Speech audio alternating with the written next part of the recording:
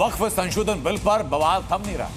JPC की draft report आज संसद में पेश नहीं हुई, लेकिन विपक्ष लगातार इस बिल को लेकर सरकार की मंशा पर सवाल खड़े कर रहा है। तो जेपीसी अध्यक्ष जगदंबिका पाल ने भी साफ कहा कि बिल में गरीबों, वंचित वर्गों के हितों को जोड़ करके प्रावधान जोड़ा गया। इस पर विपक्ष अब राजनीति जो कर रहा है वो गलत है। इसी बीच जी मीडिया की टीम कई शहरों में पहुंची, मुस्लिम समुदाय के लोगों से बात की, उनका कहना क्या है ये भी दिखाते हैं।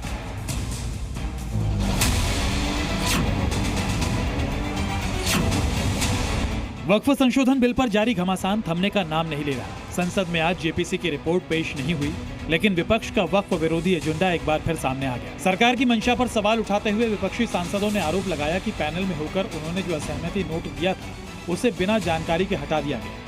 वहीं जेपीसी अध्यक्ष जगदंबिका पाल ने दावा किया कि 428 पेज की रिपोर्ट में 281 पेज पर असहमति नोट देकर विपक्ष वक्फ बिल पर राजनीति कर रहा है। इससे पहले जेपीसी ने 30 जनवरी को draft report Lok Sabha speaker Om Birla को सौंप दी थी, लेकिन विपक्ष लगातार इस मामले में सरकार को घेरने में जुटा है और इसे जल्दबाजी में लिया गया फैसला बता रहा है। वहीं जेपीसी अध्यक्ष जगदंबिका पाल ने साफ कहा कि वक्फ रिपोर्ट पर राजनीति नहीं होनी चाहिए। इनका सब एजेंडा अपने हिसाब से सेट होता है। वक्फ की इतनी जल्दी लाने की जरूरत ही नहीं थी। वक्फ को पहले पूरा सुना जाता, सब चीजों को देखा जाता। आपने इतनी जल्दबाजी में किया है, आपने, मुझे नहीं समझ में आता क्यों इतनी जल्दबाजी है। ये आरोप गलत है। अब वो स्वाभाविक है कि आज ये सरकार एक अमेंडमेंट लेके आई थी कि वक्फ में कानून में एक ट्रांसपेरेंट हो और उसका लाभ गरीब को, पसमानदा को, अनाथ को, बच्चों को, महिलाओं को, विडोज को मिल सके, जो इस अमेंडमेंट में भी आया है, रिपोर्ट्स में भी आया है।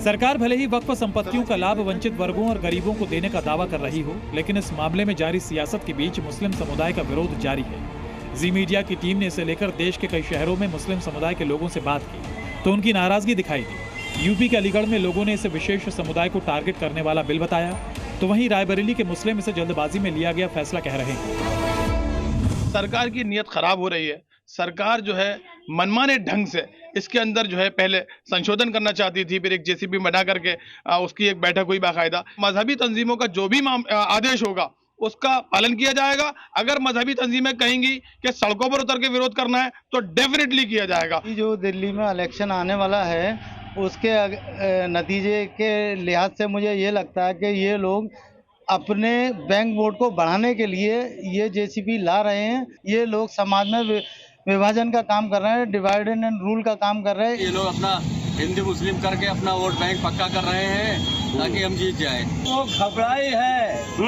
सरकार। क्यों? अरे कुछ कर नहीं पा रहे सरकार, तो मुसलमानों के खिलाफ षड्यंत्र रचा के दिखाना चाहती है। जल्दबाजी क्या है, ये मुसलमानों के खिलाफ एक मतलब षड्यंत्र है। वक्फ बिल पर सिर्फ विरोध नहीं हो रहा बल्कि अब धमकी तक आ गई है। कल मौलाना हाफिज ने सरकार को सीधे सीधे चेतावनी दी कि अगर संसद में बिल पास किया गया तो पहले कोर्ट से इंसाफ की गुहार लगाएंगे, वहां न्याय नहीं मिला तो शाहीन बाग जैसा आंदोलन होगा। वक्फ संशोधन यदि बिल पास जो है संसद में होता है तो क्या आप शाहीन बाग जैसा आंदोलन करेंगे क्या? सबसे पहले तो जो है अदालत जाएंगे। अदालत में अगर इंसाफ ना हुआ तो आंदोलन भी करना पड़ा तो जो है उसे भी हम पीछे नहीं हटेंगे। वहीं ऑल इंडिया मुस्लिम जमात के अध्यक्ष मौलाना शहाबुद्दीन बरेलवी ने वक्फ संशोधन को जरूरी बताते हुए दावा किया कि इससे भूमाफिया के कब्जे से मुक्ति मिलेगी और इसे दिल्ली चुनाव से जोड़ना गलत है।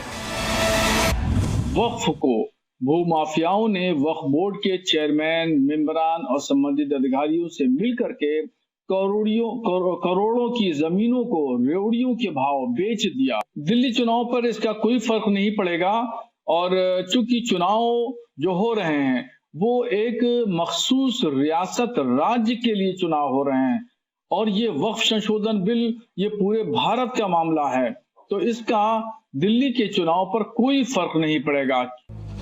वक्फ बिल पर विरोध और समर्थन के बीच सरकार ने भी साफ कर दिया है कि वक्फ संशोधन बिल आकर रहेगा, जिससे न सिर्फ वक्फ बोर्ड की मनमानी पर नकेल लगेगी बल्कि इसका लाभ गरीबों और वंचितों को भी मिलेगा। दिल्ली से अंजलि सिंह के साथ ब्यूरो रिपोर्ट, जी मीडिया।